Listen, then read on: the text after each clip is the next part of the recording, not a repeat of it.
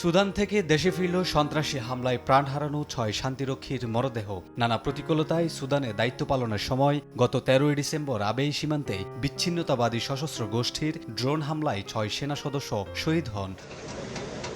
শনিবার সকালে এমিরেটস এয়ারলাইন্সের একটি ফ্লাইটে শহীদদের মরদেহ হজরত শাহজালাল আন্তর্জাতিক বিমানবন্দরে পৌঁছালে মরদেহ গ্রহণ করেন সেনাবাহিনীর chief of general staff lieutenant general Mizanur Rahman Shamim.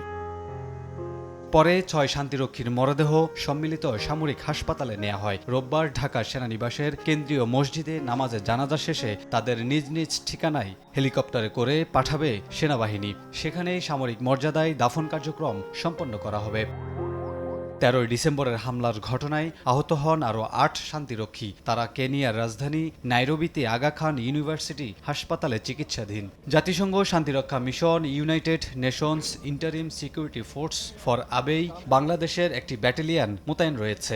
দেশটির অবকাঠামোগত উন্নয়ন সাধন, সন্ত্রাসী গোষ্ঠীর হাত থেকে ভূখণ্ডকে রক্ষায় ওই ব্যাটালিয়নে কর্মরত ছিলেন নিহত ও আহত সেনা সদস্যরা।